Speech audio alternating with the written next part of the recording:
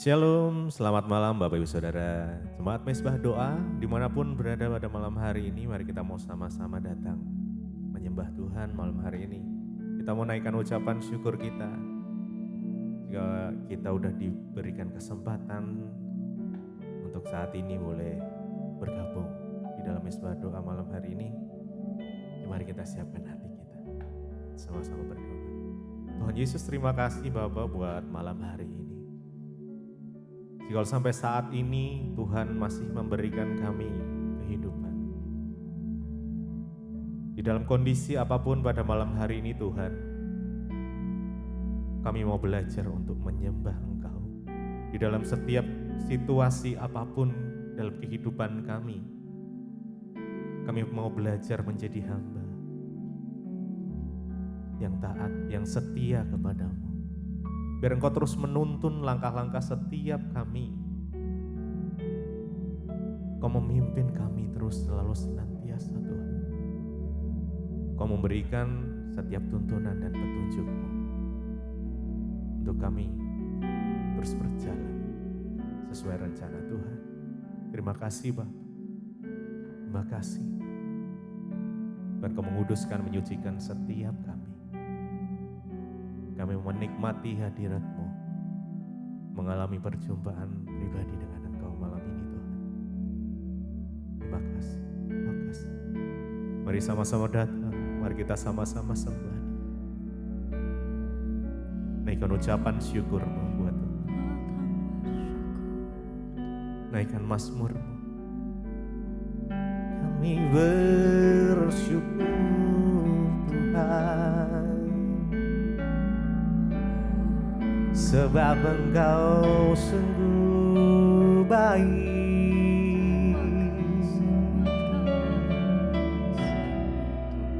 Kasih-Mu melimpah, Kau selalu ada dalam kehidupan kami. Dalam setiap musim kami, Engkau ada. Kau tuntun langkah kami Tuhan. Kami mau berjalan bersama-Mu Yesus. Terima kasih.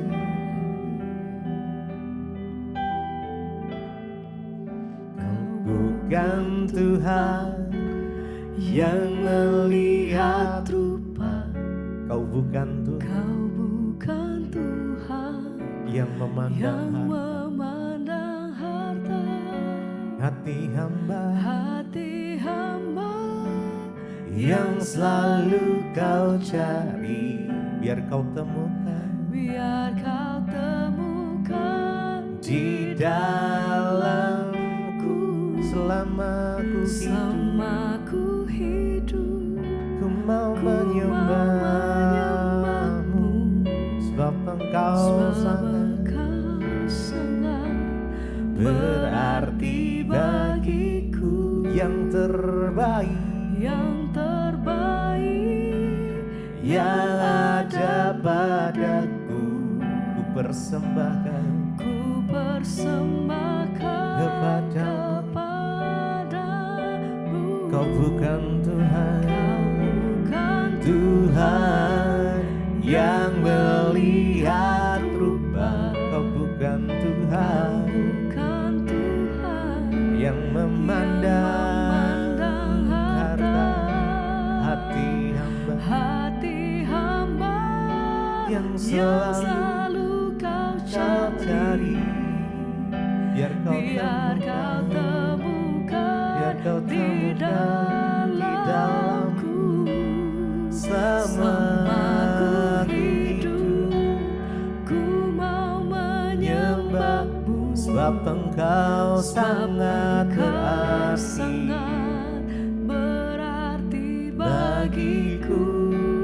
Yang terbaik yang ada padaku, ku persembahkan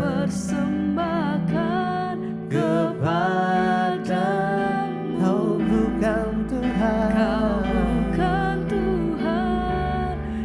yang melihat rupa. Kau bukan Tuhan, bukan Tuhan yang memandang harta hati hamba, yang selalu kau cari. Biar kau temukan di dalam selama ku hidup. Ku mau menyembahmu, sebab Engkau sangat berarti bagiku. yang terbaik yang ada padaku. Ku persembahkan kepada Kau bukan Tuhan, yang melihat rupa. Kau bukan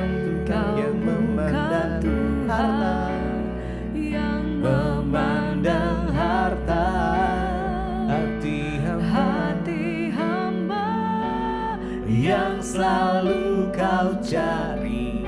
Biar kau temukan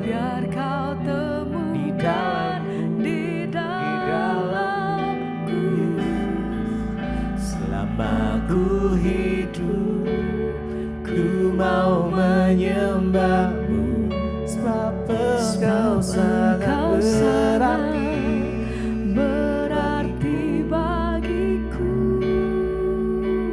yang terbaik yang ada padaku.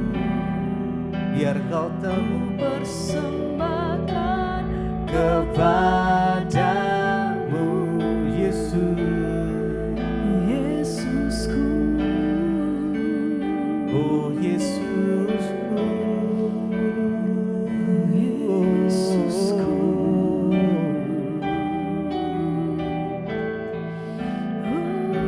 persembahkan hidupku kepadamu Tuhan, sebagai persembahan yang hidup, yang berkenan kepadamu. Hati sebagai hamba yang mau taat dan setia hanya kepadamu Tuhan, hanya kepadamu. Ajarkanku Tuhan, jadi seorang hamba yang setia. Kau bukan Tuhan yang melihat rupa. Engkau bukan Tuhan Kau bukan yang Tuhan memandang harta. hati hamba yang selalu kau cari. biar kau temukan di dalamku. Selama ku hidup, Ku mau menyembahmu, sebab Engkau sangat berarti bagiku. Yang terbaik yang ada padaku. Ku persembahkan kepadamu. Mari Bukan Tuhan dengan segenap yang hati. melihat rupa. Yes. Kau bukan Dan kesungguhan Tuhan hati yang memandang harta hati hamba yang selalu kau cari. Biar kau temukan di dalamku. Selama ku hidup, ku mau menyembahmu, sebab Engkau sangat Kau sangat berarti bagiku. yang terbaik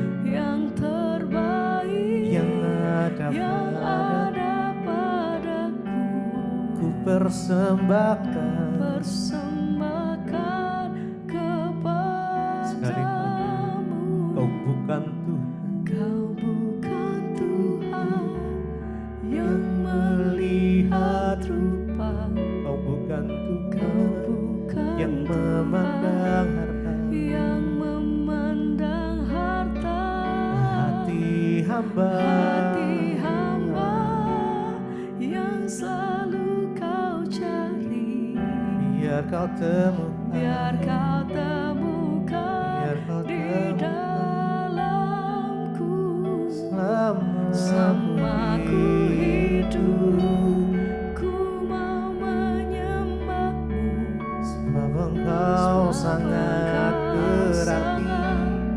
berarti bagiku.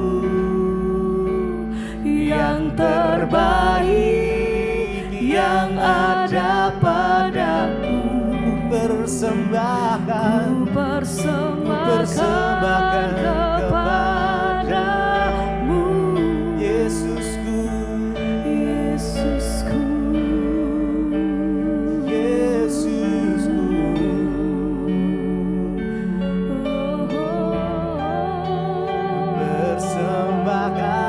Persembahkan yang terbaik bagimu.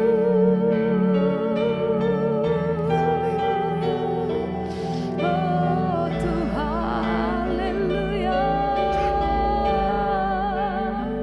Biar segala pujian kami, hormat kami bagimu Tuhan. Haleluya.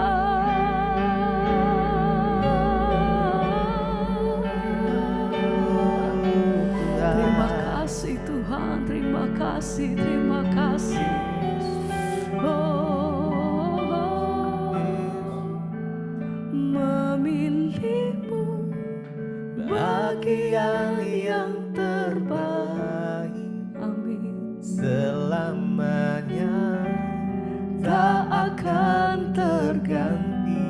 Engkau harta Yang paling berharga hanya kau, Yesus, selamanya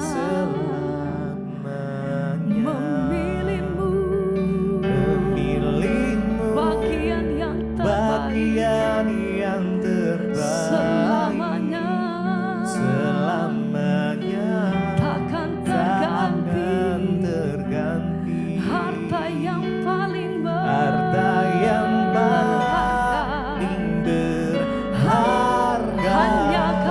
hanya kau Yesus. Selamanya memilihmu bagian yang terbaik. Selamanya Amin. takkan terganti. Kau harta yang paling berharga hanya kau Yesus. Terima kasih Tuhan. Ini nyata, ini pernyataan kami memilihmu. Bagian yang Setiap ungkapan kami, iman kami di hadapan Engkau, selama-lamanya kami menyatakan satu-satunya pilihan kami dalam hidup kami. Harta yang paling berharga. Engkau menyediakan apa yang terbaik bagi setiap hidup kami Tuhan. Sebab itu kami menyatakan, memilihmu bagian yang terbaik. Selamanya tak akan terganti. Engkau harta yang paling berharga dalam hidup kami Tuhan. Berharga Hanya kau Yesus.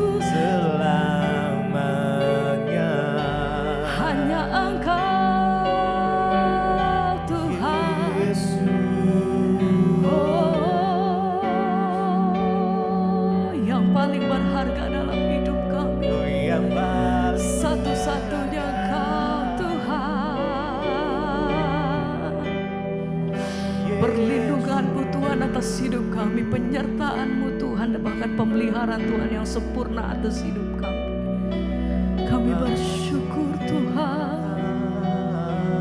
Terima kasih. Memilih-Mu bagian yang terbaik selamanya, tak akan terganti. Harta yang paling berharga dalam hidup kami Tuhan, satu-satunya yang paling berharga hanya Kau Yesus selamanya. Memilih-Mu bagian yang terbaik selamanya tak akan terganti. hanya Harta yang paling berharga, Tuhan. Terima kasih, terima kasih. Kau Yesus selamanya.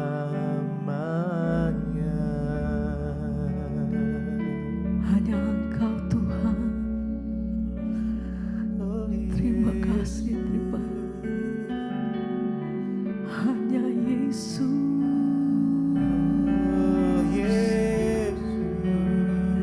Hanya Yesus.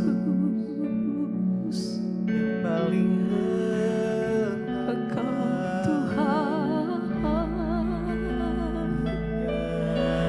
Hanya Yesus.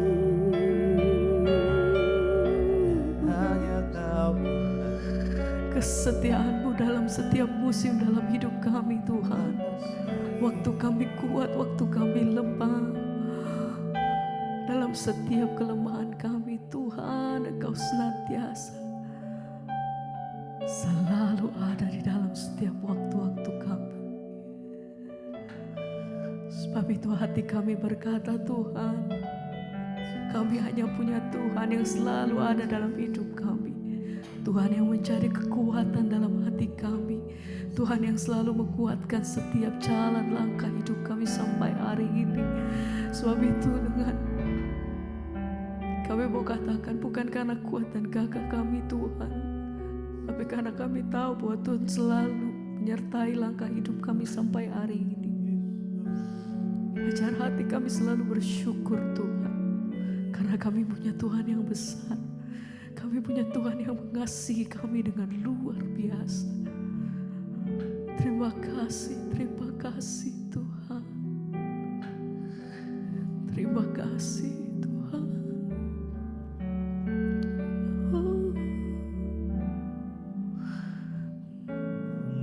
Ikut Yesus,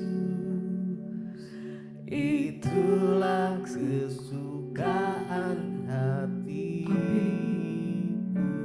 Ya Tuhan, Ku lepas semua hakku untuk mengenal kehendaknya di hidupku, mengiringmu, mengiring Yesus. Amin. Itulah kekuatan hidupku. Ku yakin anugerahnya mampu jadikanku hamba yang berkenan selalu mengikutmu, mengikut Yesus. Itulah kesukaan hati.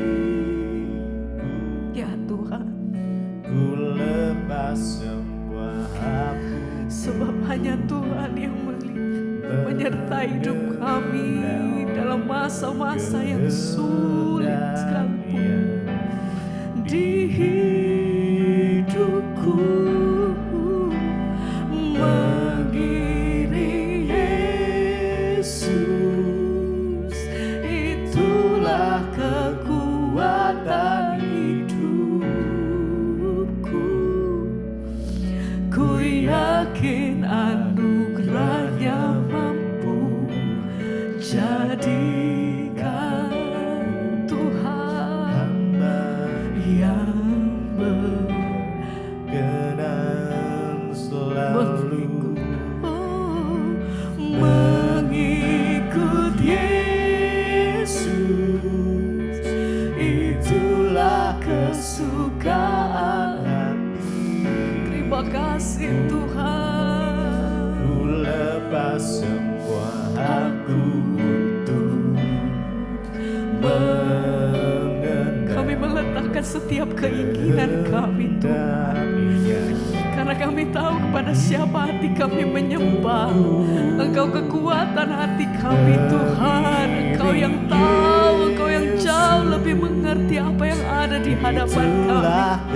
Kami tahu Tuhan bahwa setiap hidup dan rancangan dalam hidup kami Engkau yang merancangkannya sempurna. Jadikanku hamba Amin. yang berkenan selalu.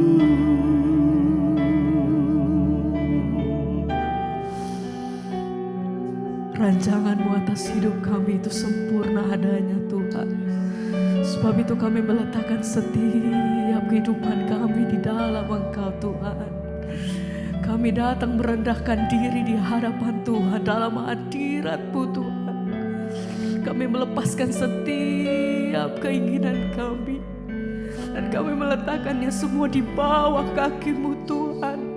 Ini hidup kami, ini setiap hati kami. Kami letakkan semua di bawah kaki-Mu. Kami menyerahkannya semua di dalam kehendak-Mu Tuhan. Karena kami tahu Kau menyediakan yang terbaik. Apapun itu satu hal yang kami tahu. Engkau jawaban atas hidup kami Tuhan.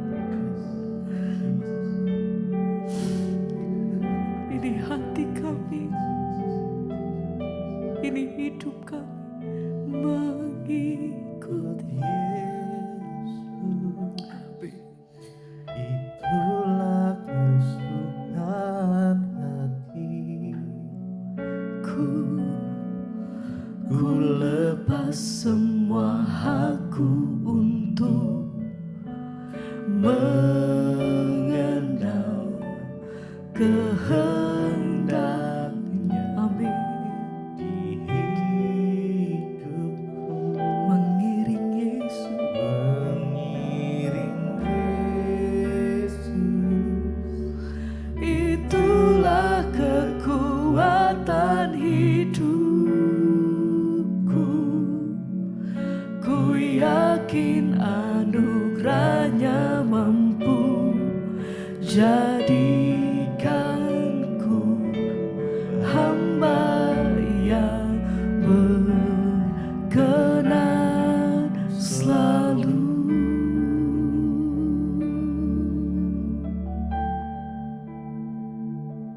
Haleluya, terima kasih Bapa. Biarlah hidup kami terus menjadi penyembahan bagi Tuhan. Ajar kami, bawa kami untuk selalu mengerti akan rencana dan kehendak Tuhan dalam setiap proses, persoalan, goncangan yang kami hadapi. Karena kami tahu Tuhan sedang mempersiapkan kami untuk memasuki sebuah kerajaan yang tidak tergoncangkan. Urapi setiap kami Bapa, urapi hamba-Mu yang tidak ada apa-apanya. Kami buka hati bagi firman-Mu di dalam nama Yesus. Yang siap mendengarkan firman Tuhan sama-sama katakan amin, amin. Tepuk tangan buat Tuhan Yesus, haleluya. Silakan duduk Bapak Ibu yang terkasih, Shalom. Apa kabarnya hari ini? Luar biasa karena kita punya Tuhan yang luar biasa. Iya, tema firman Tuhan hari ini adalah kerajaan yang tidak tergoncangkan. Kita tahu bersama bahwa kerajaan di dunia ini adalah kerajaan yang tidak kekal, yang fana, bahkan yang dapat digoncang. Dan Tuhan memanggil kita untuk masuk dalam sebuah kerajaan yang tidak tergoncangkan. Bapak Ibu, ketika pertama kali manusia jatuh ke dalam dosa, iblis dibuang, dia membangun kerajaannya di dunia ini. Kemudian Yesus datang ke dalam dunia untuk membawa kerajaan Allah, yaitu kerajaan yang tidak tergoncangkan. Mari kita buka bersama Ibrani pasal 12, kita baca ayat yang ke-18 saudara ya. Ibrani 12 ayat yang ke-18, firman Tuhan berkata, kita baca sama-sama. Iya, kalau sudah dapat 1, 2, 3. Sebab kamu tidak datang kepada gunung yang dapat disentuh dan api yang menyala-nyala, kepada kegelapan dan angin badai. 19, kepada bunyi sangkakala dan bunyi suara yang membuat orang yang mendengarnya ya memohon supaya jangan lagi berbicara kepada mereka. 20, sebab mereka tidak tahan mendengar perintah ini. Bahkan jika binatang pun yang menyentuh gunung, ia harus dilempari dengan batu. 21, dan sangat mengerikan pemandangan itu sehingga Musa berkata, aku sangat ketakutan dan sangat gemetar.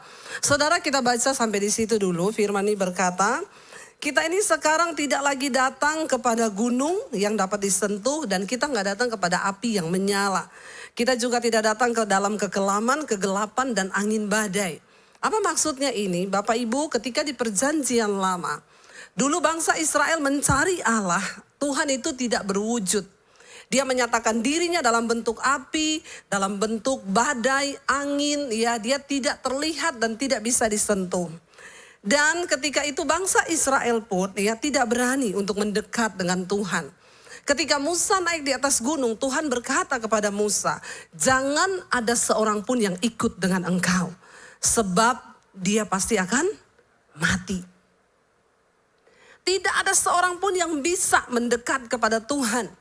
Ya, pada zaman perjanjian lama hanya orang-orang yang dipilih Tuhan yang boleh mendekat dan berjumpa dengan Allah. Tuhan berkata, jangan sampai ada satu orang pun dari umat Israel yang ikut dengan engkau naik ke atas gunung ini, maka dia pasti akan mati karena betapa kudusnya Tuhan. Saudara, Tuhan tidak menampakkan diri dalam rupa. Kenapa? Karena Tuhan berkata, kalau aku menampakkan diri dalam bentuk rupa, nanti bangsa ini akan membuat patung yang serupa dengan aku, lalu mereka akan menyembah aku. Karena memang dari dulu manusia itu butuh figur yang bisa dia lihat. Jadi kalau Tuhan hanya dalam bentuk angin, api, bangsa Israel itu nggak suka gitu ya. Sampai akhirnya ketika Musa menghadap Tuhan di atas gunung, waktu Musa turun apa yang terjadi? Mereka sudah membuat patung untuk disembah. Dikumpulin anting-anting emas semuanya, orang-orang yang punya kalung kumpul, mereka lelekan itu dan jadilah patung lalu mereka sembah. Tuhan murka pada waktu itu. Dan dikatakan di sini sekarang kita tidak lagi datang kepada api, kepada angin, kepada badai, kepada gunung. Tetapi apa? Coba kita lihat ayat 21, ayat 22. Baca bersama 1, 2, 3. Tetapi kamu sudah datang ke Bukit Sion, kota Allah yang hidup, Yerusalem sorgawi, dan kepada beribu-ribu malaikat, suatu kumpulan yang meriah. Dan kepada jemaat anak-anak sulung yang namanya terdaftar di surga. Dan kepada Allah yang menghakimi semua orang. Dan kepada roh-roh orang-orang benar yang telah menjadi sempurna. 24. Dan kepada Yesus pengantara perjanjian baru. Dan kepada darah pemercikan yang berbicara lebih kuat daripada darah Habel. Sekarang ini kita datang kepada siapa? Yesus.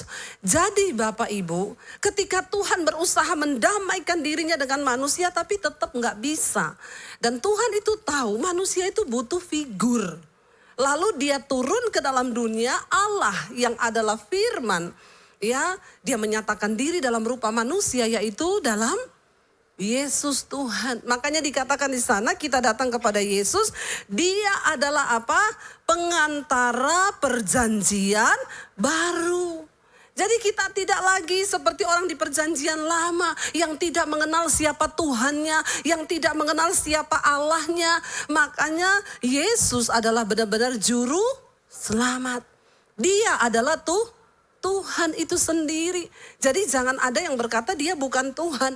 Dan nama Yesus itu adalah nama di atas segala nama. Saya beberapa waktu lalu ke Semarang ketemu dengan seorang jemaat Mezbah Doa waktu saya lagi lihat sekolah. Lalu suami istri datang ke sekolah.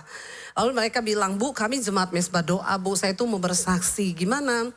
Jadi suaminya bilang, saya ini guru dari sebuah kepercayaan. Saya suhu Bu.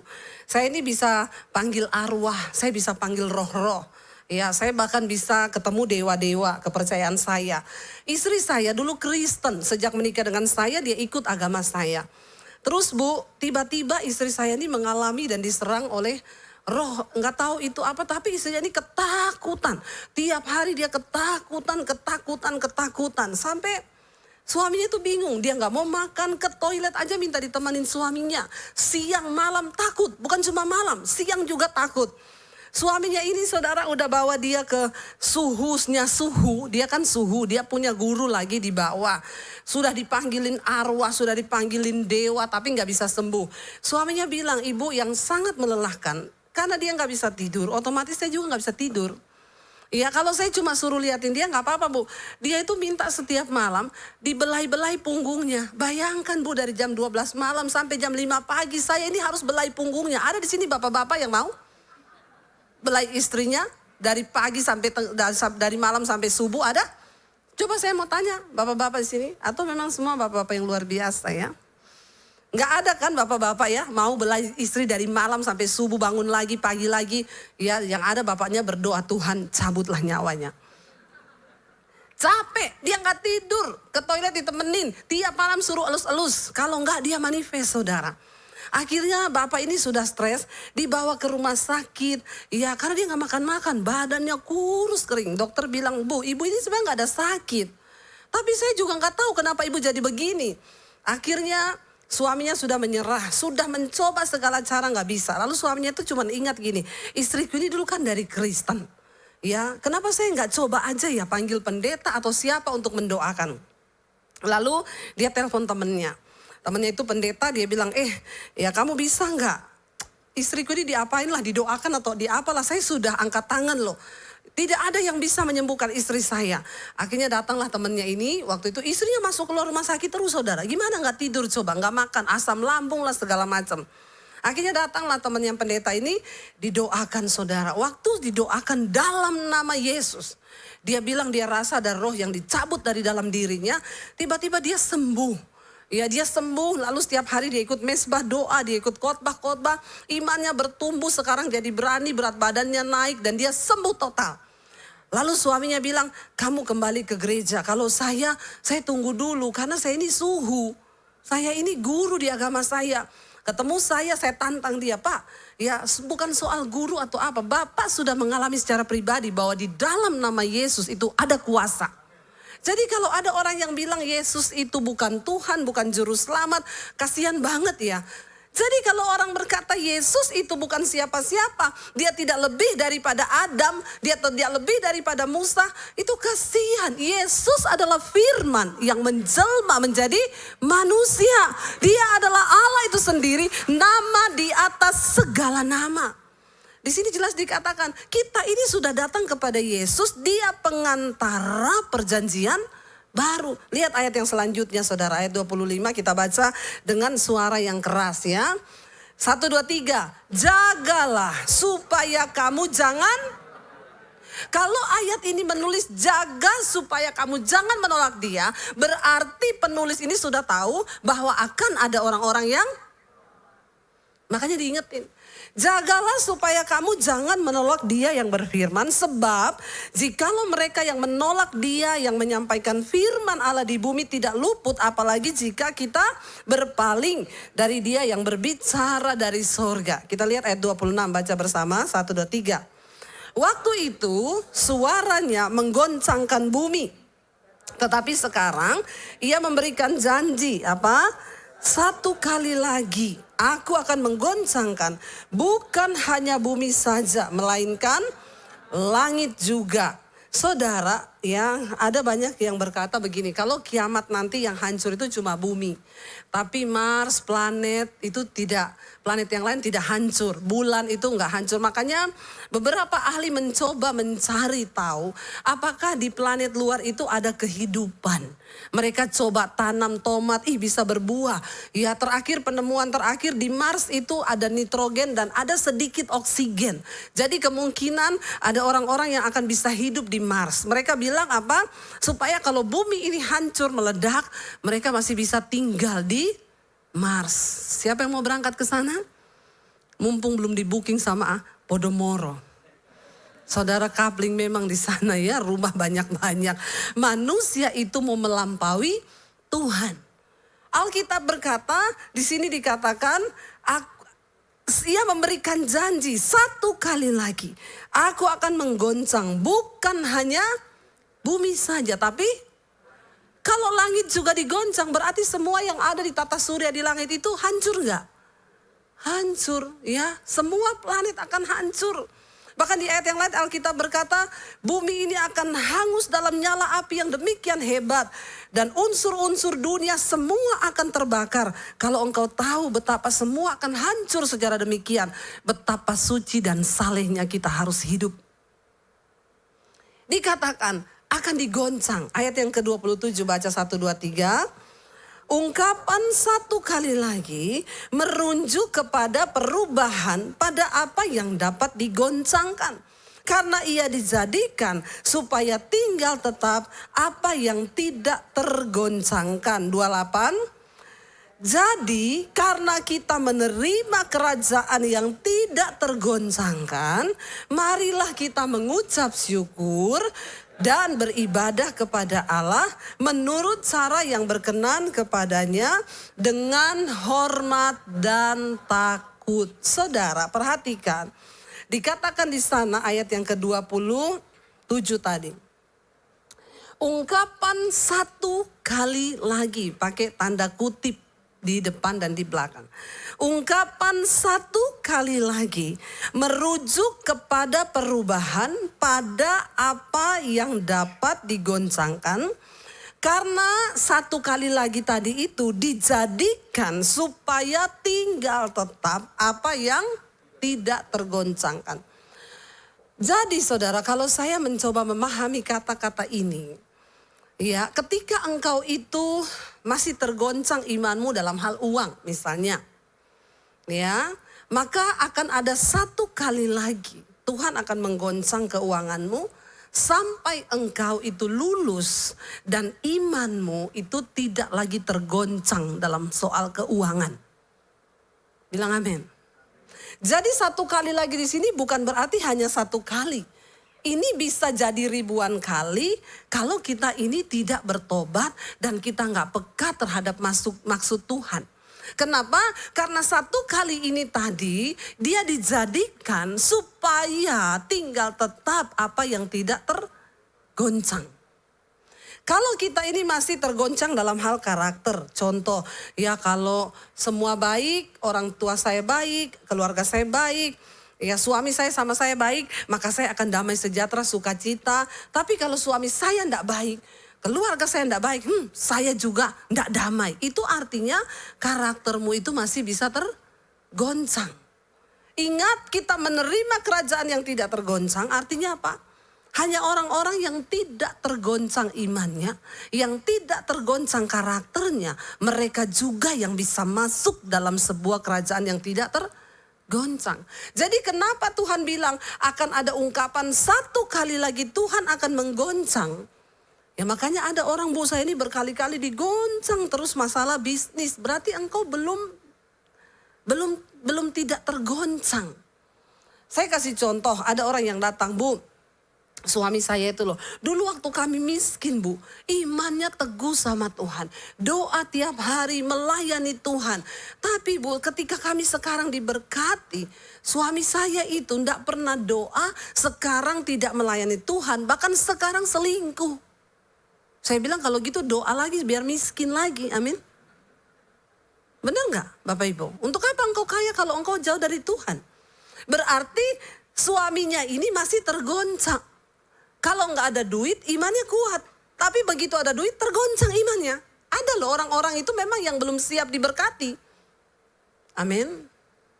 Saya berdoa saudara semua lulus loh dalam goncangan demi goncangan. Saya nggak tahu apa yang sedang Tuhan goncang hari-hari ini di hidupmu.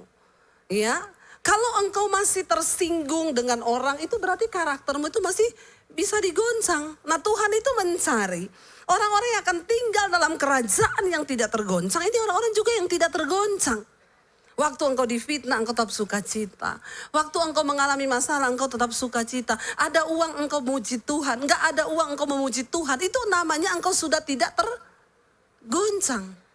Sebab perkara miskin atau kaya itu sebenarnya bukan perkara yang menentukan orang masuk surga. Tapi apakah engkau tidak tergoncang? Karena ada banyak orang waktu terima duit banyak, tergoncang loh dia. Ya, dulu rajin ke gereja, itu kayak tadi saya bilang. Ada yang waktu kaya dia cinta Tuhan. Tapi ketika dia miskin, wah itu imannya tergoncang. Marah, dia sangkal Yesus, saudara.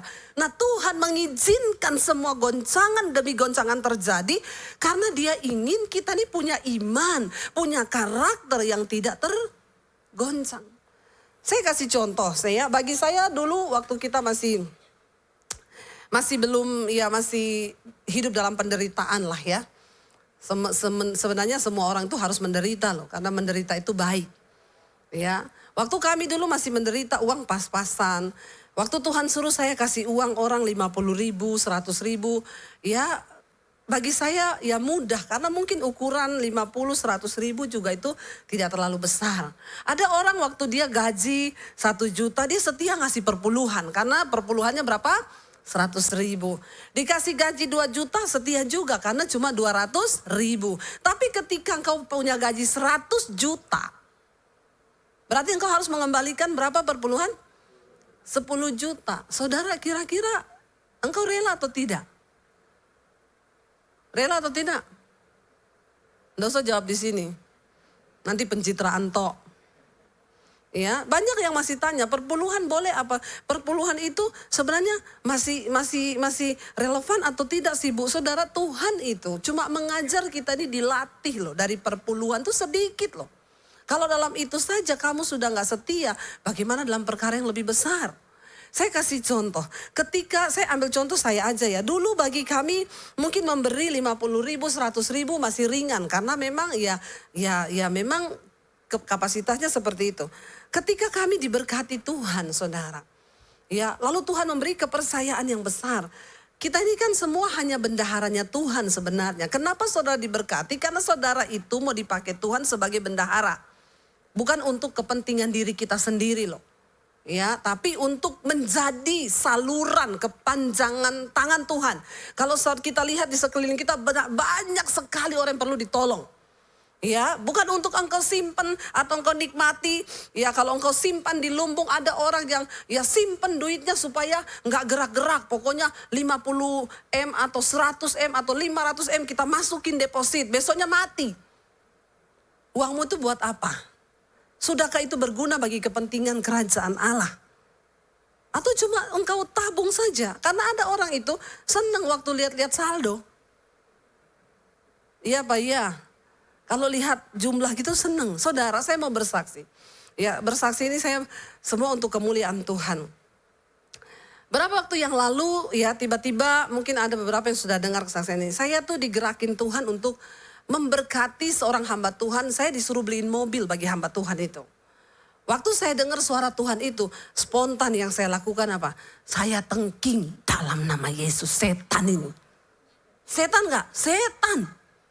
Saya bilang enggak Tuhan, enggak, saya enggak mau dengar. Makanya hati-hati. Kalau orang datang sama saya bilang, Bu gimana ya biar bisa dengar suara Tuhan tuh gimana? Saya bilang kamu udah siap? Dengar suara Tuhan tuh enggak enak. Enggak enak. Kamu pikir enak? Enggak enak. Kadang-kadang ada hal-hal yang bertentangan dengan daging kita. Yang harus kita lawan ketika Tuhan bicara. Saya dengar suara Tuhan itu. Lalu Tuhan itu ngomong lagi begini. Kalau kamu beliin dia mobil. Kamu beliin yang sama kayak wakil gembalanya. Karena wakilnya itu istrinya dokter. Jadi dia bisa beli mobil. Saya cari tahu mobilnya wakil gembalanya apa ya. Harganya sekitar 425 juta. Bagi saya itu besar nggak Bapak Ibu? Saya mau tanya, bagi Bapak Ibu besar nggak?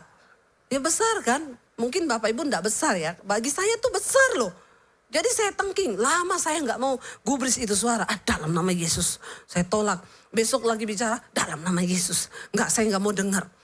Lama-lama saudara, terus itu suara bicara di hati saya. Jadi memang benar Rasul Paulus bilang, orang itu kalau menjadi tawanan roh, itu enggak enak.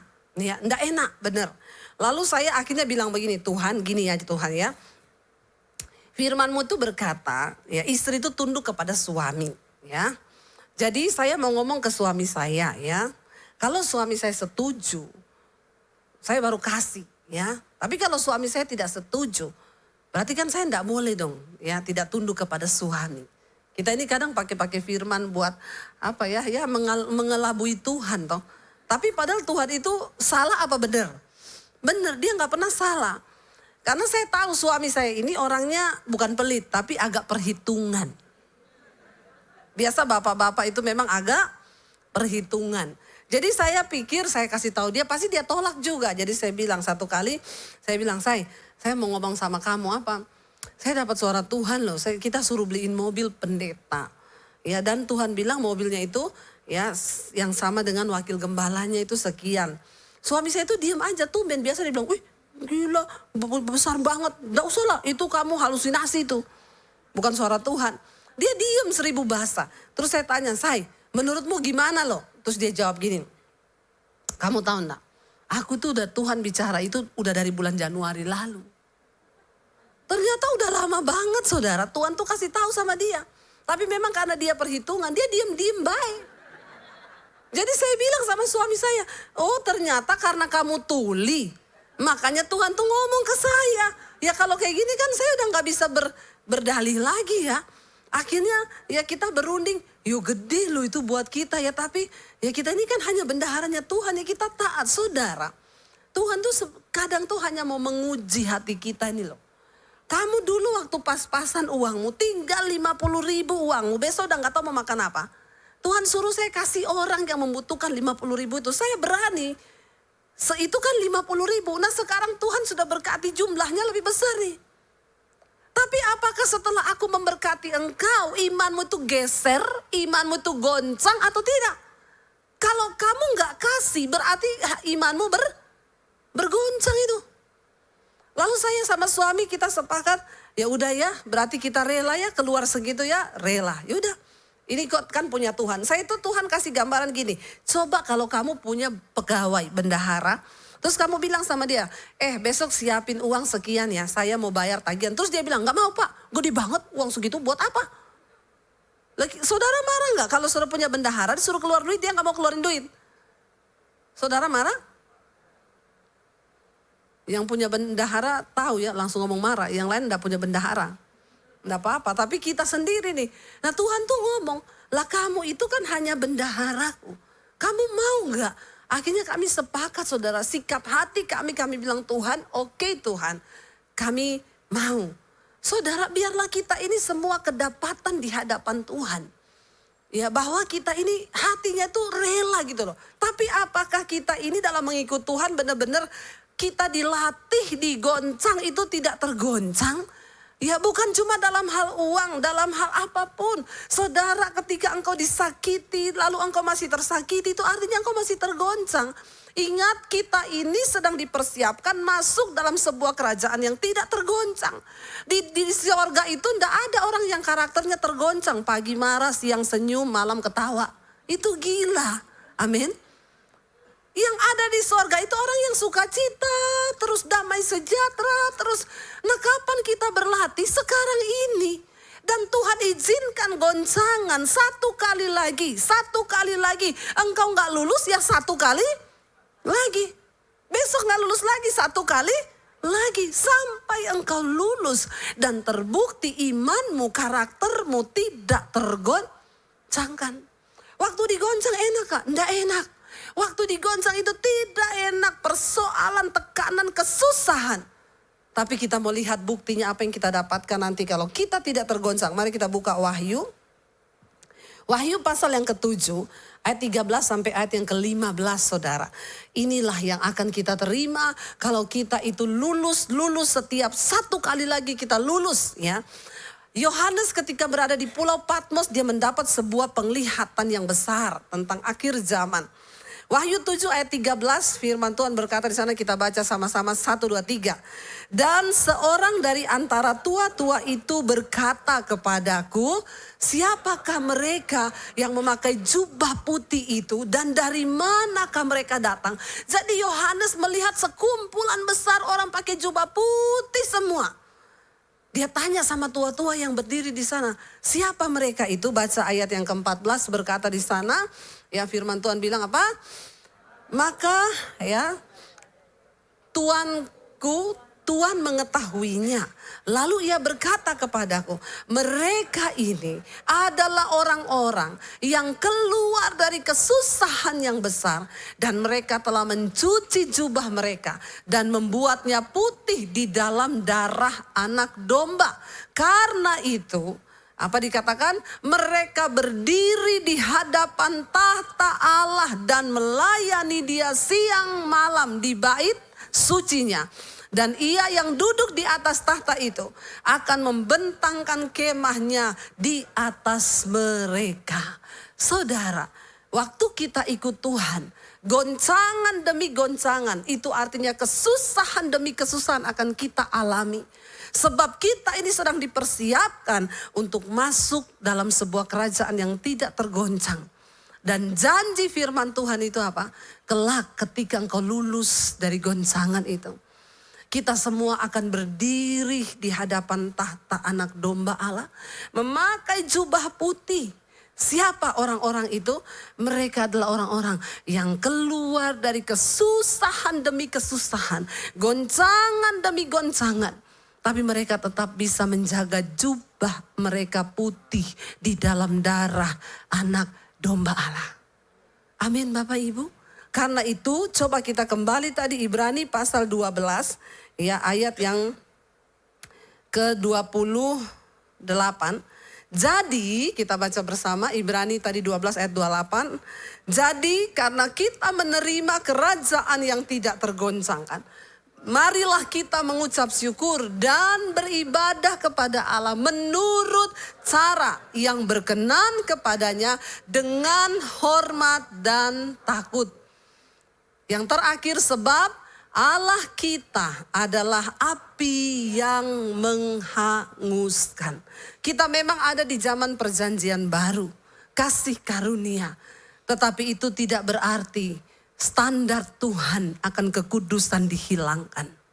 Dia tetap Allah yang menghanguskan kalau kita tidak hidup benar di hadapannya. Sekarang banyak yang berkata, Yesus adalah sahabat orang berdosa.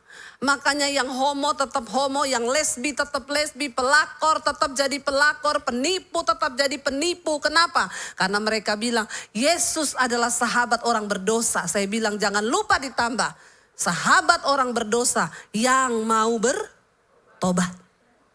Jangan separuhnya toh. Ya, Yesus mengasihi orang berdosa tapi dia membenci dosa. Dia sahabat orang berdosa yang mau bertobat. Jangan separuh-separuh mengenal Tuhan. Kita sudah baca dengan jelas. Kita harus beribadah kepada Allah dengan cara yang berkenan kepadanya. Sebab Allah kita itu api yang menghanguskan. Karena itu perlu saudara tahu bagaimana cara beribadah kepada Tuhan yang benar. Saya selalu berkata, orang Kristen, jangan engkau dengarkan pengajaran-pengajaran yang menyesatkan. Ya, contoh, saudara saya mau ke Israel, saudara titip pergumulan, nanti saya berdoakan buat saudara di tembok ratapan. Saudara pikir setelah pendeta berdoa buat saudara di tembok ratapan, terus Tuhan berkenan atas hidupmu? Hello? Ya ada hamba-hamba Tuhan, saya mau ke kota ini, lagi ada pergerakan di sana luar biasa. Silakan saudara tulis semua permohonan doamu. Sudahlah saudara. Mari kita mulai masuk kepada pengajaran yang berkenan, beribadah kepada Tuhan dengan cara yang berkenan kepada Tuhan. Jangan dengan hal-hal yang begitu-begitu itu. Mari kita datang secara pribadi. Tidak bisa diwakili engkau dengan Tuhan. Sebab kekristenan adalah sebuah hubungan kita dengan Tuhan itu dalam hubungan yang benar. Amin. Mari kita beribadah kepada Tuhan dengan cara yang berkenan. Dengan hormat dan takut akan Tuhan. Sebab Allah kita adalah api yang menghanguskan. Saya berdoa kita semua yang datang hari ini. Kita semua akan berdiri seperti yang tadi kitab Wahyu bilang. Kita akan berdiri di hadapan tahta anak domba Allah. Dan kita semua akan pakai jubah putih. Karena itu hari ini mungkin engkau sedang ada dalam kesusahan yang besar. Enggak apa-apa, itu syarat untuk kita bisa berdiri pakai jubah putih. Mungkin hari ini engkau sedang ada dalam goncangan yang besar. Bilang, Tuhan, aku tahu goncangan itu akan menghasilkan dalam diriku sesuatu yang tidak tergoncangkan. Uji kami Tuhan sampai kami punya iman yang tidak tergoncangkan. Mari Bapak Ibu, hari-hari ini ya saya percaya akan banyak goncangan demi goncangan ke depan. Tapi biarlah kita mau lulus dan berkata, Tuhan, kami mau berapapun harga yang harus kami bayar, kami mau tetap setia. Saya undang para imam musik maju ke depan. Kita tetap mau berkata kepada Tuhan, Tuhan, kalau aku hidup, aku mau hidup bagimu. Hati kami akan tetap menyembah Tuhan. Sebab satu hal yang kami mau bilang, Tuhan, dunia tidak akan pernah bisa menjauhkan kami dari kasih Tuhan. Kita mau naikkan pujian ini, kalau ku hidup bagimu Tuhan. Mari kita bangkit berdiri bersama Bapak Ibu. Datang pada Tuhan. Dia lihat imanmu hari ini. Katakan bersama di hadapan Tuhan. Ku hidup bagimu. Hatiku tetap menyembahmu. Dunia tak bisa menjauhkanku. Bilang pada Tuhan dari kasih-Mu. Selama ku hidup, ku hidup bagimu. Mata kami kami akan tetap memandang kepada Tuhan. Amin. Dunia tak bisa menjauhkanku dari kasih-Mu. Mari angkat tanganmu pada Tuhan, katakan di hadapan Tuhan. Kalau ku hidup bagimu, hatiku tetap, kami akan tetap menyembah Engkau. Dunia tak bisa menjauhkanku dari kasih-Mu.